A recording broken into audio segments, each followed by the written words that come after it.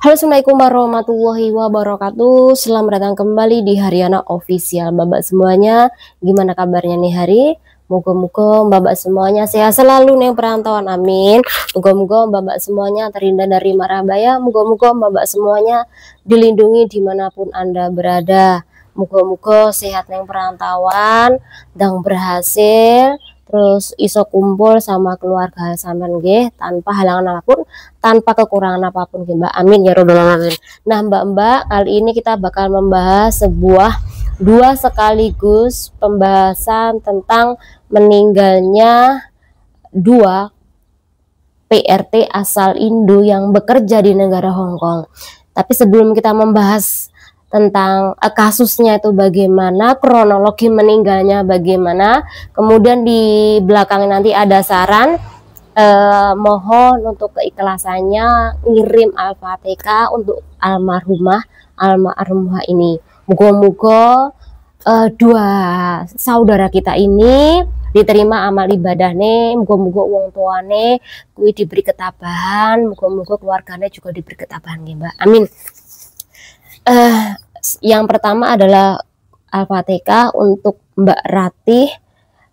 Dia iki berasal dari Lumajang, Kecamatan Tempur Sari, Desa Prowerjo. Iki ninggale tanggal 4 Mbak. Kemudian yang kedua adalah almarhumah Mbak Novi Wulandari, asal Cirebon, Gebang Gunung Pabedilan. Nanti untuk jelas alamatnya nanti saya insya Allah bakal kasih tahu ya. Oke, mari kita kirim Al-Fatihah. Sambil Al-Fatihah.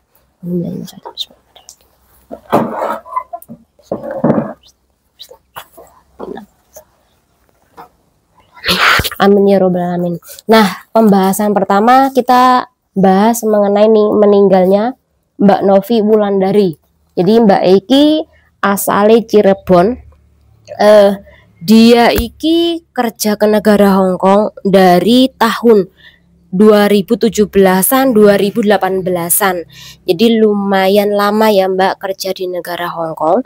Nah, Mbak Iki di majikan terakhir mungkin jaga anak. Ini bisa dilihat bagaimana kondisi tempat tidur beliau ini, di mana Mbak Iki tidur di ranjang susun, dan ranjang susun mbaknya itu dapat bagian atas, jadi yang bawah bisa jadi anak, bisa jadi mbah, tapi menurut pendapatku mungkin anak.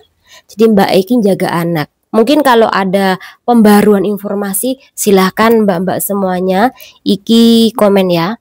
Jadi Mbak Iki intinya tidur di ranjang susun bagian atas. Kemudian setelah Mbak E tidur terlelap jam 12, Mbak E Iki terjatuh.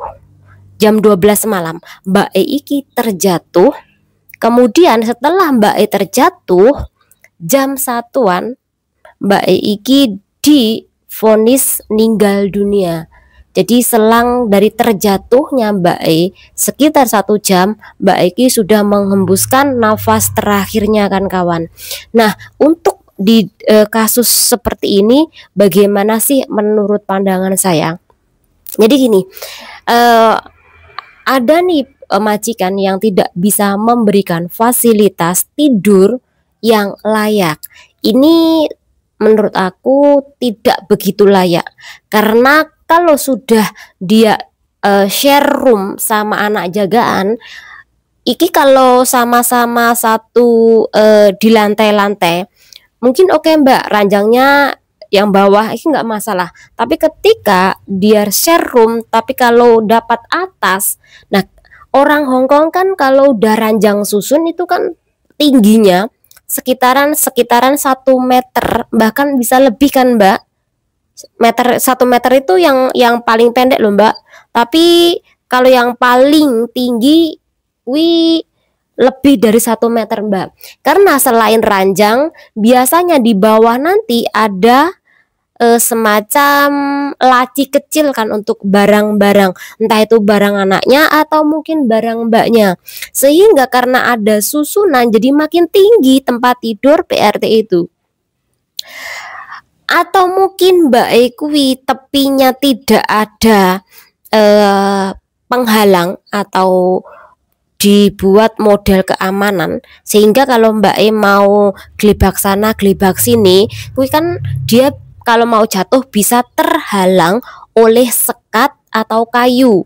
Mungkin tidak ada itu kah, sehingga ketika Mbak kuwi tanpa sengaja dia mungkin molet sana molet sini, mungkin kayak gini akhirnya membuat Mbak iki jatuh, akhirnya membuat Mbak iki jatuh nggih. Nah, iki karena Mbak iki terlalu tinggi akhirnya jatuh kemudian meninggal dunia. Aku ki penasaran Mbak, ketika Mbak iki jatuh atau memang Mbak iki ada riwayat sebelumnya sakit mengeluhkan, sehingga ketika dia mengeluhkan sakit kemudian ditambah lagi jatuh dari ranjang atas akhirnya mbaknya meninggal dunia, atau memang mohon maaf ketika Mbak Eki jatuh kemudian ada benda keras di bawahnya dia selain lantai, sehingga membuat mbaknya Iki kepalanya terbentur sehingga sampai meninggal dunia. Karena kalau cuman jatuh mungkin nggak terlalu fatal, bisa cuman tulang-tulangnya mungkin ada yang patah, mungkin juga ada kaki patah, mungkin boyoknya patah. Tapi kalau langsung meninggal dunia, iki biasanya terhantam oleh benda tumpul atau mungkin terhantam oleh lantai, sehingga terhantam oleh lantai akhirnya membuat darah beku dan kemudian Mbak ini meninggal dunia. Iki mungkin menurut pandangan saya kan kawan, karena kalau sekali lagi cuman 1 meter lebih nggak sampai gitu. Tapi sekali lagi yang namanya orang meninggal dunia, walaupun dia cuma tidur, dia bisa meninggal dunia. Mungkin ya garisnya dari Gusti Allah, Mbak Eki meninggal itu hari. Mari mbak-mbak semuanya untuk berhati-hati. Bagi mbak-mbak yang apabila saat ini tolong yang tidurnya di atas sekali atau ranjangnya susun di atas, untuk hati-hati, karena aku dulu juga pernah kerja di majikan memiliki ranjang susun, dan ikui kalau terlalu tinggi, kalau aku ndongok iki agak lumayan menakutkan kan kawan. Dan kui kalau memang pikiran kita kalau kita jatuh di pasti badan kita sakit semuanya, bisa jadi patah tulang atau bisa jadi menyebabkan sampai meninggal dunia jika ada benda di bawahnya. Masa nggak ada benda di bawahnya, kayak meja atau mungkin hal lainnya, pasti ada Mbak, akhirnya terbentur. Nah, untuk kasus seperti ini jika memang penyebabnya karena tidur di atas, sebenarnya bisa nuntut kasus ini pada majikan, karena majikan memberikan tempat tidur yang menurut pandangan saya iki kurang layak dan iki membahayakan. Karena kalau tidur di apa-apa tanpa adanya sekat pembatas, tanpa adanya keamanan, maka itu bisa menyebabkan si PRT iki terjatuh dan bisa patah tulang. Iki kalau sampai nggak ada sekat pengkeamanannya, maka majikan bisa dituntut. Tapi majikan kalau mengetahui PRT-nya jatuh karena akibat dia tidur di atas, iki juga bisa dikasuskan karena memberikan tempat tidur yang menurut pandanganku iki berbahaya. Jadi semacam memberikan fasilitas yang kurang layak kepada PRT-nya.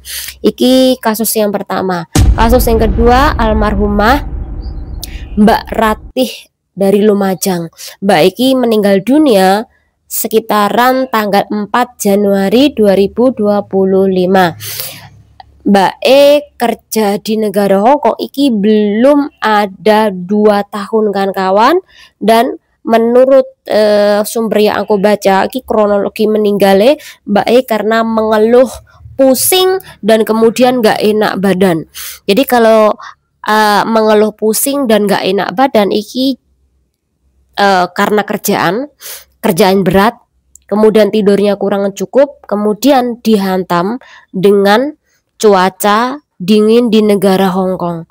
Jadi semacam awakmu sakit nih ditambah dingin, jadi tambah sakit tambah parah, yang akhirnya sampai membuat Mbak Iki meninggal dunia. Apakah Iki karena memang sebelumnya dia Iki mengeluh tentang masalah tidur, kemudian mengeluh tentang masalah kerjaan berat, Iki yang tahu hanya teman-temannya dia. Apakah temannya dia tahu apakah Mbak Rati Iki mengeluhkan tentang kondisi kerja di tempat majikan? Kalau memang iya, silahkan Anda lapor. Bisa lapor ke KJRI, juga bisa lapor ke organisasi. Jadi kalau ada laporan bahwa almarhumah Iki sering mengeluh tentang kondisi kerjanya, majikan Iki bisa di backlist sementara, Mbak. Jadi intinya kalau memang majikan keterlaluan mempekerjakan Anda non-stop seperti pembahasan kita yang lalu-lalu, kan banyak nih anak baru kerja 2 minggu, anak kerja baru 3 bulan, kemudian 3 bulan ke bawah, mereka tuh mengeluhkan Mbak kerja yang non-stop. Jam berapapun mereka tidur, majikan bakal memanggil mereka. Nggak punya rasa sungkan, nggak punya rasa duga, nggak punya belas kasihan sama sampean-sampean yang bekerja dari pagi sampai malam. Malam pun mau tidur, iki masih disuruh, masih dibangunkan, masih dipanggil untuk kerja. Entah itu bersihin toilet, disuruh ngeringin toilet, disuruh ngambilin air, kemudian disuruh untuk cuci-cuci. Jadi ki menurut orang sepele, tapi kalau sampean kekurangan tidur, sampean kekurangan makan, bisa mengakibatkan seperti almarhumah Mbak Rati dari Lumajang ini. Nah, untuk Mbak Rati ini konon kasusnya udah dihandle oleh Miss Yuni, dan di dalam poin terakhir yang menurut aku iki agak aku kritiki adalah Mbak E memiliki kasus yang dimana paspornya dia iki ditahan oleh rentenir, Mbak. Apakah Mbak E iki selain dia bekerja keras, kemudian bekerja non-stop, apakah Mbak E iki juga banyak pikiran? Jadi mikir duit nih, mikir bagaimana dia ki memberikan uang kepada entah itu siapa, akhirnya dia ki ngendeng pikirannya, banter pikirannya, kerjaan banyak ya kui, akhirnya sampai meninggal dunia. Jadi untuk mbak-mbak semuanya sekali lagi, hati-hati ketika Anda iki meminjamkan, menyuruh orang untuk memegang paspor Anda sebagai jaminan ke teman atau ke rentenir, atau bahkan ke suatu lembaga peminjaman uang. Hati-hati, karena kalau sudah terjadi kasus seperti Mbak Ratih, ketika mau diproses nih untuk pemulangan jenazah, terus bagaimana mereka untuk memproses kasus ini, memproses pemulangan, sedangkan paspor Anda iki tidak di tempat, terus harus menghubungi siapa? Menghubungi teman-teman Anda. Apakah tahu kalau Anda menggadaikan paspor Anda? Belum tentu teman Anda mengetahui. Siapa tahu Mbak Rati ini diam-diam menggadaikan paspornya dia, kemudian dia cuman curhat sama temennya kalau paspornya dia gadaikan, tapi nggak tahu nomor teleponnya ki penggadaian ki yang mana, nomor teleponnya, tempatnya penggadaian iki di mana. Nah, terus gimana untuk memproses kepulangan jenazah ini jika paspornya itu di tangan rentenir? Ini masih 2 tahun loh, Mbak. Jadi sekali lagi, lek sampean kerja, please ojo neko-neko. Apalagi bagi sampean-sampean sing baru bekerja di negara Hong Kong. Kita nggak usah bahas iki luweh ibaratnya detail lagi dan menguak tentang aibnya Mbak E. Intinya iki cuman sebagai sikap kita, kehatian-kehatian kita dalam kasus-kasus seperti Mbak Rati ini menggadaikan paspor ke rentenir dan kemudian sampai Mbak Eki meninggal dunia. Semoga tidak ada kasus-kasus yang sama lagi dan semoga Mbak-Mbak Eki semuanya diampuni dosa-dosanya dan Mbak-Mbak semuanya muga-muga saya nonton video iki sehat selalu nang perantauan, muga-muga Mbak-Mbak iso kumpul sama keluarga di Indonesia, iso pulang seterusnya di Indonesia menikmati hasil uang sampean Mbak. Lek sampean duwe duit pulang dari luar negeri badan iki ayem banget Mbak, sampean pengen tuku opoe nggak kepikiran karena sama ada duit. Semoga bermanfaat sendiri. Wassalamualaikum warahmatullahi wabarakatuh. Bye.